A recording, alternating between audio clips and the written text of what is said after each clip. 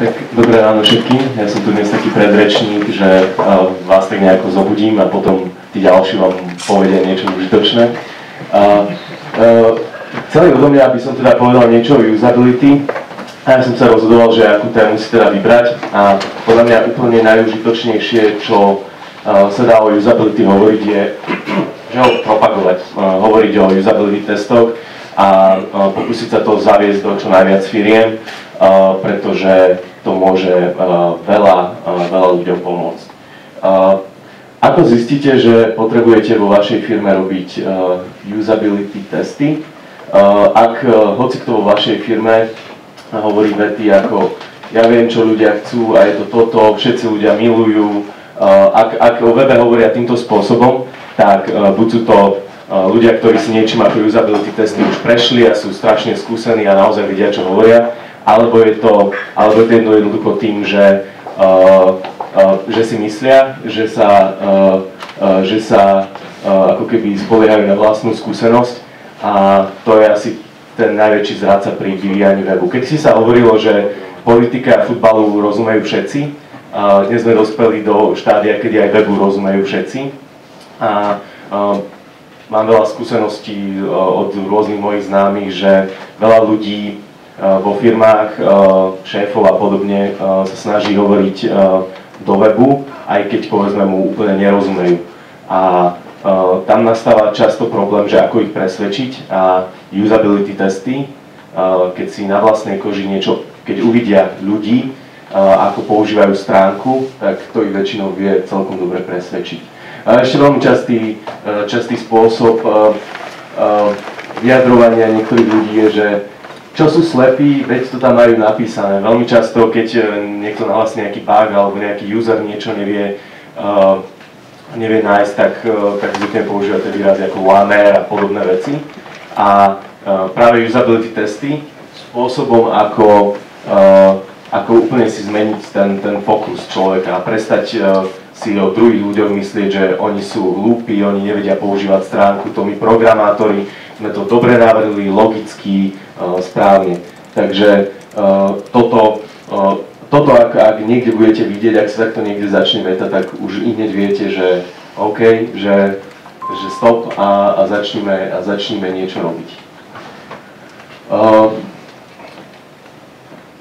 Musím byť stručný, ja myslel som si, že budem hovoriť hodinu a budem hovoriť len pol hodiny, takže len veľmi rýchlo tieto omáčky poviem, že to je veľmi častý problém je tiež to, že keď niečo robíte, tak strácate nad tým nadhľad. A to asi všetci poznáte, čo tu ste, asi sa nejakým spôsobom vybete okolo webu alebo okolo technológií. Že jednoducho, ak ste autorom nejakého webu, tak prestávate úplne tá prvá skúsenosť, ten prvý pohľad na nejaký web je to najzázračnejšie, čo človek má. A vy ste ho stratili, vy dokonca tým veciam rozumiete tak veľmi dobre, že ste takmer nepoužiteľní preto, aby ste mohli hovoriť, ako to má vyzerať. Takže opäť tí ľudia, tí zákazníci, tí najlepšie vedia povedať, čo máte robiť. Taktiež je tam taká istá slepota, že už niektoré chyby proste nevidíte, lebo na tú stránku máte tak povedať vypálenú v mozgu, že pozeráte na ňu každý deň a neviete vlastne ako ďalej. Takže no a vlastne prečo robím túto prednášku, neviem teda, či sa to týka úplne vás, možno si tu ľudia, ktorí už s usability testami máte skúsenosti, pre vás moc nie je tým pádom, ale veľmi často sa vo firmách objavujú tieto tri argumenty, prečo sa nevenovať usability testom, prečo nerobiť AB testing a ďalšie veci. A to nemáme na to peniaze, nemáme na to čas voľného človeka a nemáme na to vedomosti. A tieto tri veci, dá sa to robiť zadarmo, dá sa to robiť tak, že to nebude stať veľa času a dá sa to robiť aj keď o tom takmer nič neviete. No a toto je taký môj rýchly príspevok k tomu, ako robiť usability testy za týchto podmienok a prečo sú oveľa lepšie ako nerobiť vôbec nič. Ja som to nazval, že šlendriánsky usability test, vôbec som to nevynašiel, ja som sa kedysi x rokov dozadu, keď som čelil podobnej výzve, sa dostal, chvála Bohu, ku Steveovi Krugovi, mnohí určite poznáte, je to jeden z top usability expertov na svete a on je teda taký ten veľký vodca usability školy rob najmenej ako sa dá a on teda prišiel s takým zlepšením usability testov tak, aby sa dali použiť úplne hocikde a úplne hocikým. Takže tu som si vám spísal nejaké podmienky toho, ako usability testy robím ja, ale možno vám poviem len trochu tú story za tým. Keď som pred x rokmi sa začal venovať usability testom, tak som mal proste sám pocit, že je to taká nejaká veľká veda, ktorá vyžaduje strašne veľa štúdí a podobne. A potom som si prečítal práve knihy Steva Kruga, respektíve tú jeho prvú knihu, neskôr vydal ďalšiu. Nenúte ma myslieť, vyšla v českom preklade. A tam som pochopil, že vlastne to môže byť celé veľmi ľahké a môže to byť ľahká hra. A že v skutočnosti aj na usability testy vôbec nepotrebujete mať veľké vzorky, nepotrebujete riešiť demografiu, nepotrebujete byť taký extra odborný, že tak povediať usability testy viete za chvíľu naučiť úplne každého. A on teda prišiel s tým, že OK, že nech vám to nezaberie viac ako jeden deň, z mesiaca, on navrhuje, že robiť usability testy raz za mesiac. Testujte 5-6 ľudí, o tom je taká celá teória, že koľko participantov treba na usability test a jednoducho vyšlo, že 6 ľudí vychytá väčšinu chyb, takže nemá zmysel to robiť s viacerými. Musí to byť ľahké a nesmie to takmer nič stáť. Takže toto je nejaký postup, ktorý si teraz na chvíľu prejdeme. Ja sa občas budem pozerať na hodinky. Takže prvá vec je, čo chceme testovať a zostavenie si scenárov. Toto je ako keby gro celého testu, na ktorom to môže stroskotať, alebo to môže byť úspech. Treba si vždy vybrať veľmi dobre, čo budete testovať a vždy treba prechádzať cez také tie klasické scenáre. Takže pozrite sa do Google Analytics, kam ľudia najčastejšie chodia, čo robia. Vypýtajte si z helpdesku alebo odkiaľkoľvek informácie o tom, kde ľudia najviac robia chyby. Asi to viete. A nasimulujte si s tými ľuďmi tie scenáre. Vytvorte z toho príbeh, úlohy, ktorými tieto veci vyriešite. Ja som tu niektoré úlohy dal ako príklad, ktoré som kedysi dávno v Martinuse použil ja. A sú to vyslovene len slovné úlohy, ktorým človeka prevádzam cez veci, ktoré chcem testovať. Toto už ani neviem, čo konkrétne som testoval, totiž jedna zo super rád je, že vždy máte nejakú konkrétnu vec, ktorú si chcete otestovať. Čo sa tam deje, ako to ľudia vnímajú, prečo tomu nerozumejú, alebo prečo sa tomu nedarí. A potom máte také tie vedľajšie. A vždy je dobré tú úlohu ukryť dovnútra, aby človek absolútne netušil, čo vy vlastne testujete. Nesmie sa dotočiť okolo tej veci, treba ju čo najlepšie ukryť dovnútra. Takže potom asi na stránke nájdete si celé tie moje úlohy, ktoré som vtedy robil. V princípe len človeka prevádzam cez nakupovanie, nutím ho riešiť rôzne scenáre, čo si kde zakliknúť. Snažím sa zistiť, či by do pár sekúnd dokázal zistiť kontakty a podobné základné veci, ktoré si myslím, že by ľudia mali vedieť robiť na webe. Ak ich nevedia robiť efektívne, tak je problém a musíme ho nejako riešiť. Takže to je príklad. Čiže najlepšie zamaskujte, čo chcete testovať, ukryte to do iných úloh, snažte sa neprezradiť, čo to je. A táto tretia vec, to si nájdete v tej prezentácii. Ja som kedysi dávno, aby som celé uľahčil, tak som na web zavesil také tie úvodné pokeci, ktoré potrebujete, keď robíte usability test. Ahojte, ja som Tomáš Žulej, budem dnes robiť s vami usability test. Usability test je toto a toto, takéto sú podmienky, všetky tieto úvodné veci, ktoré k usability testu potrebujete. Steve Krug navrhuje to normálne čítať, aby ste každému povedali presne to isté. Tak to som zavesil na web, rovnako aj taký formulár, ktorý dáte podpísať človeku, že si ho nahrávate, že to môžu vidieť iní ľudia vo firme a že s tým súhlasí. Takže to si v slovenčine môžete potom stiahnuť a upraviť si to podľa svojich potrieb. toto je taká tá najťažšia časť, ktorú ľudia často si myslia, že musia mať na usability test strašne veľa ľudí a teraz im musia platiť veľké peniaze a ako sa im na to vrhnúť. V skutočnosti je takmer jedno, koho budete testovať, je tam jediná podmienka, že by to nemal byť nikto, kto sa podiela na webovej stránke a teda mali by ste si skôr vybrať človeka, ktorý je menej skúsený ako vy a nie je to nejaký power user, ale môžete, v skutočnosti nemusíte robiť nejaké nákladné inzeráty ani nič, stačí osloviť ľudí vo svojej sociálnej sieti a vyhľadať si takých tých najmenej známych, čiže kamaráti vašich kamarátov. Ja som robil usability test dokonca tak, že keď som ku niekomu prišiel domov na pár, tak som vyťahol notebook, niekoho som si zobral hore, urobil som s ním usability test a pokračoval som ďalej, úplne na kolene.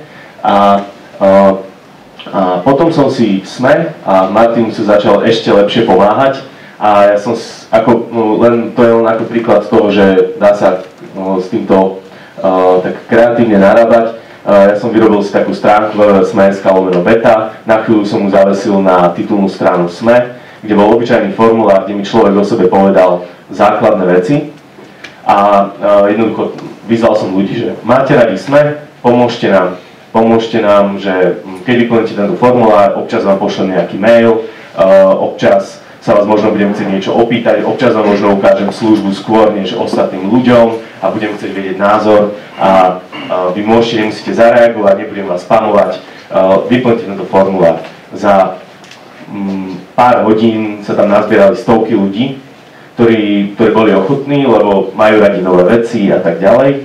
A tak som dostal super databázu ľudí podľa mesta, kde bývajú, veku, rôznych vecí, ktoré mi o sebe prezradili. A ja som v jednom momente zrazu, keď som išiel robiť usability test, on chytil a v tabulke si vyfiltroval. Takže nie je to človek z Bratislavy. A teraz, s týmto by mohli mať problém starší ľudia, tak dobre, tak si vyberiem starších ľudí. A podobne som si proste vytipoval ľudí, oslovil ich a máte zajtra čas. Pár mi odpísalo, prišli a urobil som usability test veľmi rýchlo, veľmi ľahko a mal som dokonca pocit, že tí ľudia boli aj radi, že to bolo fajn. V Martinuse som to začal robiť ešte jednoduchšie, lebo mal pocit, že toto stojí príliš veľa réžie a tam som začal používať, na obchodnej máme kaviareň Štúr a v nej, a tá je teda priamo pri knihkupectve, takže ja si len ráno sadnem do kaviarne, babe, čo predáva knihy, poviem, že prosím ťa, spýtaj sa ľudí, že či by nemali náhodou pol hodinku čas a keby mali, takže že ukáž prstom tam na mňa v tej kaviarni. A ja tak sedím v tej kaviarni a za mnou postupne chodia ľudia, že potrebovali ste niečo? A ja si ho posadím a urobím s nimi usability test. Takže začal som to robiť úplne takto jednoducho, že vlastne úplne bez toho, aby som vôbec mal niečo zorganizované, v podstate hoci ktorý deň si môžem sadnúť a robiť usability test. Čiže tým chcem povedať, že netreba sa s týmto veľmi trápiť. To som vravel, 5-6 ľudí stačí na vychytanie väčšiny chýb, málo kedy treba viac. Už traja ľudia, už pri druhom človeku, ktorého budete testovať, sa budete chytať za hlavu a budete vidieť tie najdôležitejšie veci a tretí vám to len potvrdí. Takže, zásady šlendriánskeho výberu, kašlem na demografiu, podmienka nesmie poznať môj vek, ideálne, keď vôbec ho nepozná, vôbec ho nepoužíva. Samozrejme sú rôzne odchýlky, ak máte nejaký úzko špecifický web, tak je jasné, že potrebujete si vybrať niekoho, kto by ten web mohol aj využívať, alebo niekde potrebujete testovať priamo zákazníkov a podobné veci, hej. Ale ja som teda zatiaľ testoval len také všeobecné weby, ktoré by mal vedieť využívať úplne každý. Ja sa vystriam toho, aby mi tam chodili power usery, pretože power user zvládne všetko. Power usery sú tí, ktorí zvládnu zle navrhnuté weby. Pozrie sa do zdrojového kódu stránky, použije ctrl+, a to už je zle. To je človek, ktorý obíde akúkoľvek vašu chybu. A to je človek, ktorý to zvláda. Čiže treba si skôr vyberať menej skúsených ľudí.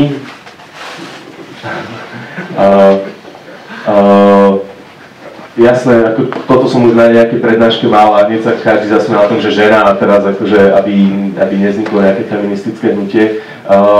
len preto, že tak je to proste v demografii, že nerdi, ajťaci, power usery jednoducho sú medzi mužmi najmä. A jednoducho, keď si beriem ženu, tak má väčšiu šancu, že je to ten normálny človek, akého ja chcem. Normálny človek, nie ako my, ostatní postihnutí nejakými IT chorobami. Takže preto. Jednu vec ja mám akú zásadu, niektorí dopredu sľubujú odmeny, dávajú za to peniaze. Ja sa snažím vybrať si ľudí, ktorí to urobia aj zadarmo, ale zároveň potom chcem nejako odmeniť. Nechcem proste, aby to niekto robil, pretože teraz dostane niečo za to a bude sa na to vypytovať. Chcem človeka, ktorý je taký fajn, že to urobí pre dobrý pocit, ale ja zároveň som ten človek, ktorý sa mu chce poďakovať a chcem mu za to niečo dať.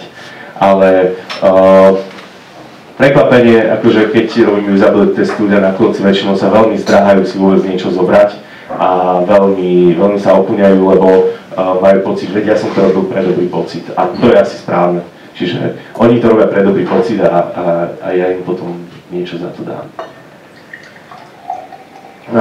Dobre, príprava techniky je veľmi jednoduchá, potrebujete hociaký bežný počítač, nie Macy, lebo bežní ľudia väčšinou majú Windowsy. Takže Windows, mať pripravený viacero prehliadačov, vždy sa snažím navodiť u človeka takú atmosféru, aby mal pocit, že je to akoby jeho vlastný počítač. Takže sa ho spýtam aj, aký má prehliadač a otvorím mu ten.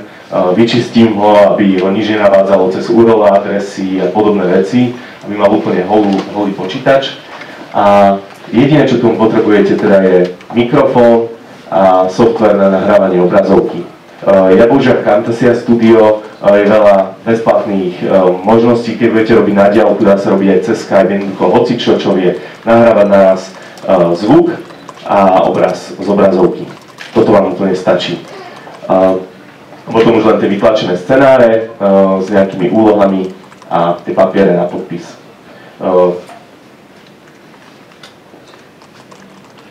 Pozerám na to, koľko mám ešte času. Samotný test je jasné, čo budete robiť. Prečítate človeku scenáre a postupne ho prevedete úlohami, ktoré ste pre neho pripravili. Usability test sa v podstate nedá pokaziť s jedinou výnimkou, keď človeku budete napovedať. Usability test dokáže urobiť hocikto, kto je zvedavý, vie klásť otázky, ale to nutkanie človeku napovedať je také silné, že ja som už tých usability testov spackal niekoľko, až keď som si pozrel video, som zistil, ako som ich spackal. Keď vidíte človeka trápiť sa s webovou stránkou a väčšinou, keď robíte usability test, tak sa bude trápiť, to je základná vec, tak mu chcete pomôcť. To je také prirodzené v človeku. Proste vidíme, jak sa trápi a chcem mu napovedať. Keď moja priateľka niečo na počítači nevie, tak ich hneď utekám ju zachraňovať. To je proste niekde v človeku zakorenené. Tu si to musíte zakázať. Nechať ho sa kvázi potrápiť a neustále sa opýtať, na čo myslí, nech nahlas rozpráva, čo mu chodí hlavou, prečo si s tým nevie poradiť. A že stále vety ako nemôžem ti povedať, ako sa to urobí, on sa bude vypýtovať ten človek, skús postupovať tak, ako by som tu nebol, môžem ti to povedať po skončení a stále, na čo myslíš, niečo sa ti nezdá, skús mi hovoriť, čo práve robíš. Toto treba stále človeku hovoriť a potom z neho dostanete zrazu úžasné veci, ktoré vám úplne všetko objasnia, prečo ste pri tom vývoji tak zlyhali, prečo ste to robili tak zle. A prečo to ten človek zrazu tak trápi, keď vy ste ten web navrhli úplne úžasne. Toto je základné pravidlo usability testu, ktoré definoval Steve Krug, že po usability teste nechceme nikto odísť v horšom psychickom rozpoložení, ako prišiel. Totiž, akože, kto robil usability test, na takmer každom jednom jednotlivcovi sa to opakuje. Prepáčte, ale ja som hlúpy, ja to neviem, alebo keď niečo nevie nájsť, ja s tými počítačmi to vlastne neviem, prepáčte a podobne. A pritom pred sebou má úplne zle navrhnutý web, ja tam vidím zásadné chyby, ktoré robíme my a že je to všetko vlastne naša vina, že my sme to zle urobili. Napriek tomu ten človek, hlavne ľudia, ktorí s technikou si až tak nerozumejú, hádžu na seba vinu. Ja sa to nikdy nenaučím a podobné veci. Toho človeka treba fakt v tomto strašne upokojiť, jednak akože aj tomu usability test mi pomôže, keď to človek bude robiť. A jednak aj to treba proste toho človeka veľmi namotivovať, vysvetliť mu, že to je naša vina, proste kašli na to. No a to je potom druhá vec, že po usability testu, ak sa podaril usability test, tak sa cítite strašne zle, pretože ste práve prišli na to, že to robíte úplne na nič. Ak vám usability test dopadol výborne na prvýkrát v tom prvom kole, tak ste to pokašľali. Asi bol zlý ten usability test. Pretože každá stránka má nejaké chyby a ak ste predtým tam nerobili usability testy, tak tá šanca, že sú tam chyby, je strašne veľká a možno je na svete niekto, kto na prvý šup navrhne dobrý web, ale ja tomu už postupne prestávam verať. Takže nepáchaj samovraždu. Po prvom usability teste som sa naozaj 2 dní cítil strašne zle, ale potom zrazu prídete na tie riešenia, ktoré to je úplne fajn. Najkľúčovejšie zo všetkého je usability testy. OK, čiže urobíte usability testy, teraz treba si to znova pozrieť, spísať si poznámky, tie veci hneď uvidíte, kde sú. Oni sú vždy tak zjavné a tak rýchlo ich zbadáte, kde sa nachádzajú tie chyby, že vám tie najhlavnejšie vyskáču hneď prvé a potom vám postupne, keď si to pozriete, vyskáču ešte ďalšie a hlavne to pustíte všetkým programátorom. V princípe každému vo vašej firme to môžete pustiť, vrátane šéfa, vrátane hocikoho, pretože tým ľuďom, jednak ľudia prídu na kopec ďalších vecí, ktoré si môžete zapísať a ktoré môžete zmeniť. A je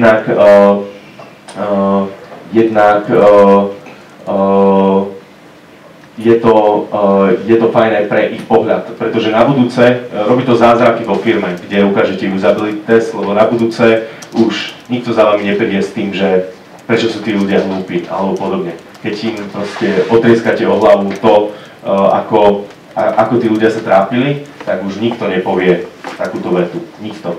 Ale skôr bude hľadať spôsob, ako to zjednodušiť a ako tie veci robiť lepšie. Ako na opravovanie chýb, opäť mám tam link na taký článok, kde som to rozpísal trošku viac a tu vám len o tom narýchlo poviem. Toto sú 2 krúgové zákony, ktoré vám veľmi pomôžu.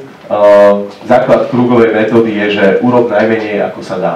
To je jeho zákon, ktorý hovorí, že urob najmenší možný krok k tomu, aby si odstránil chybu. Takže žiadne veľké redesign. Teraz zistíte, že OK, ľudia na webe niečo nevedia nájsť, tak skúste vymyslieť najjednoduchšie riešenie celého problému a kruh aj vysvetľuje prečo. Že ak urobíte komplexné riešenie, tak vlastne odstránite kompletne chybu, ktorú ste našli, ale vyžaduje to strašne veľa práce, môže to trvať mesiac, 2, možno to nebude nikdy. Ale diletantské riešenie, to znamená napríklad, nevie niekto prečítať nápis na stránke, OK, skúsim ho dať červeným a zväčšiť. Nepomohlo? Urobím ešte o krok viac. Nepomohlo? Ešte viac. Vymyslím ešte niečo ďalšie. A takto postupne človek príde na nejaké riešenie, tak takéto riešenia oveľa menej ľudí bude trpieť chybou, možno sa nájdú ešte pár ľudí, ktorí touto chybou budú trpieť. Je to ľahko uskutočniteľné, v podstate to viete urobiť za 5 minút a máte to hotové hneď. Ľudia neznášajú zmeny, ľudia neznášajú redizajny, ľudia majú radi rutinu, ľudia nemajú radi redizajny. Mnoho príkladov z minulosti, taký veľký server Dig.com, ste ho poznali, tak to bol taký jednoduchý web. Oni niekoľko rokov makali na kompletnom redizajne, pridali tam kopec sociálnych funkcií, po redizajne padli na polovicu a úplne sa zmietali potom v krčoch. Ľudia nemajú radi zmeny, preto ich nerobte. Robte malé zmeny, nerobte veľké redizajny. Začnite na tom zlom, čo je a zlepšite to. Nie opačne. Vždy sa dá to zle zlepšiť tak, že keď je niečo veľmi zlé, tak aj malá zmena to dokáže podstatne zlepšiť. To je najväčšia výhoda zlých vecí. Preto po usability teste viete, preto usability testy sú také čarovné. Mne sa nikdy nepodarilo zdokumentovať nejaký veľký úlovok, ale keď si prečítate do Steva Kruga, tak on tam spomína prípady, kedy e-shop roky fungoval a ani si nevšimli, že kopec ľudí nezvláda registráciu a nákupný proces. Roky fungovali a potom po usability teste zistili, že veľká časť ľudí to proste nikdy nezvládne a im celé roky unikal biznis a zrazu proste o 10% zvýšili svoje zisky. Len títo. Čiže keď je to zlé, malé zlepšenie to dokáže brutálne zlepšiť. Druhé kruhové pravidlo opravovania chýb. Veľmi často to platí, nepridávaj nič, radšej niečo odstráň. Väčšinou máme ako ľudia pocit, že treba niečo pridať, že treba tam ešte niečo pribudnúť. A v druhej väčšine prípadov, keď si ľudia niečo nevšímajú, niečo nevidia, je to preto, že je tam toho príliš veľa.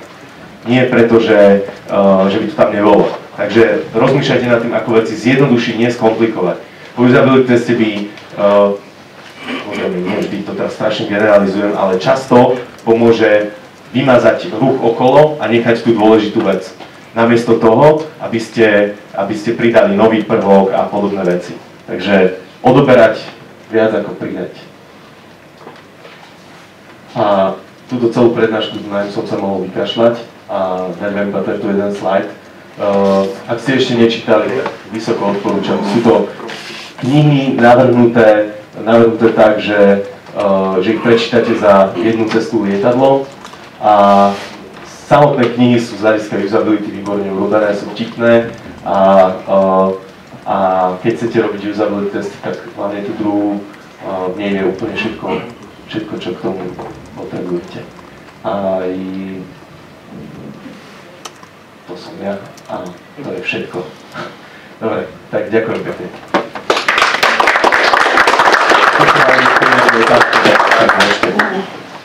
Dobrý mikrofón môžeš?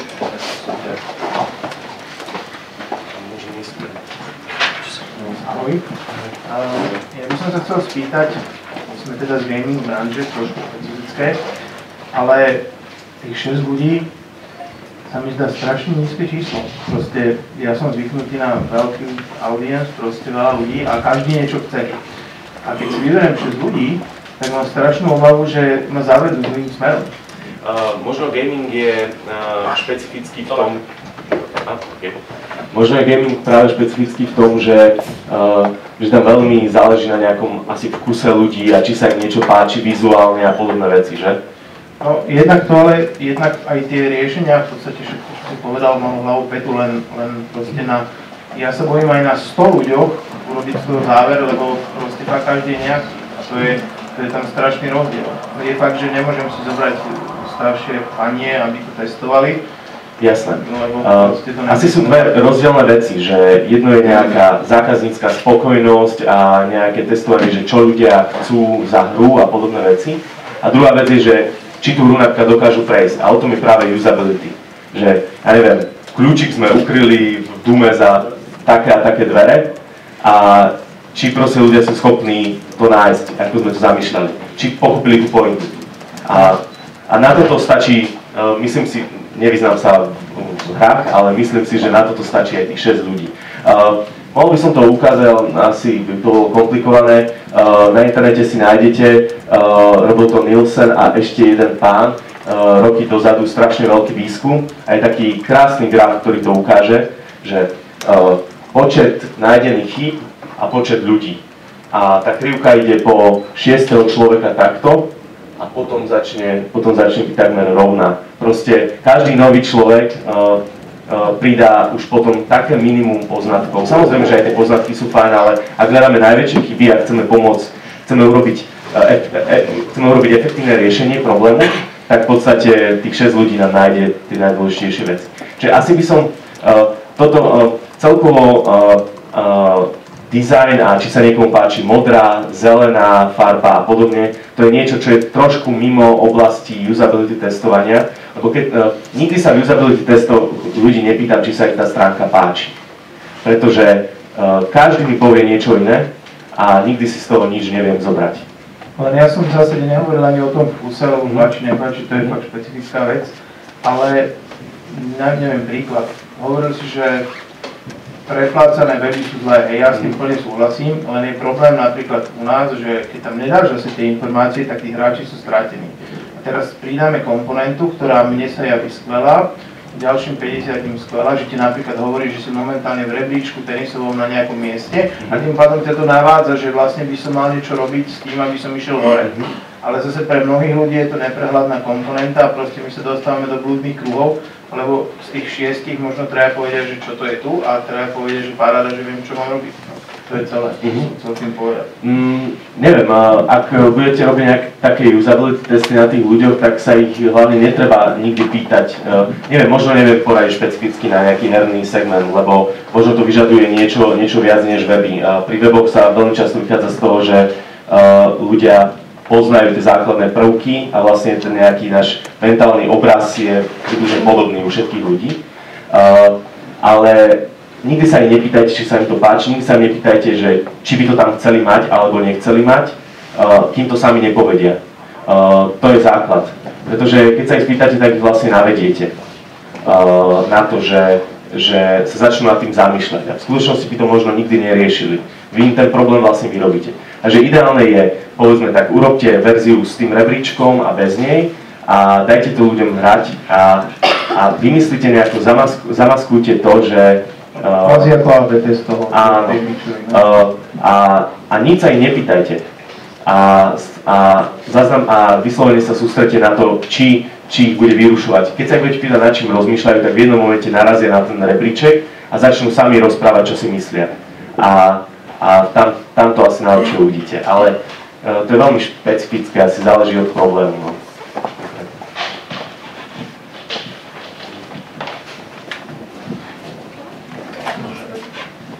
Dobrý deň všetkým. Ja mám tak dve otázky asi. Prvá je, že nie je pomerne jasné, ako sa nakladajú ľudia na user testing, také B2C klienti, ako to nazvať. Ale my máme problém možno vo firme s B2B klientmi. Tam je to ťažšie, či máš nejakú radu ako na nich. Popravde s týmto som sa vôbec akože nikdy nestretol. Ja som asi, v tomto je to trochu špecifické, že vždy som robil také masové weby. Čiže nikdy s tým nebol problém, že potrebujem nejakého totálne špecifického usera. Neviem, dá sa vždy hľadať cez nejakých svojich existujúcich zákazníkov, alebo proste, neviem. Čiže podobná finta, že dať na stránku kvázi formulára, hláste sa, pomôžte nám zlepšovať. Skôr im to ponúknuť ako nejaký obchodnícky. A to sme robili. No, asi, nejak to, OK. Nejak tak. A ešte, či máš nejaké tipy na weby, ktoré trackujú, nástroje, ktoré trackujú weby, niečo ako ClickTail, ale niečo nové, či... No toto je práve teraz riešim, lebo ja som dlhé obdobie používal ClickTail, lenže teraz ako si som zistil, že keď sa to snažím pre nového klienta, tak zrazu sa tam trošku zmenili pricingy a trošku výrazne, až smerom k tomu, že neviem, či kto si to na Slovensku platí, ale za tých nových podmienok, ktoré majú.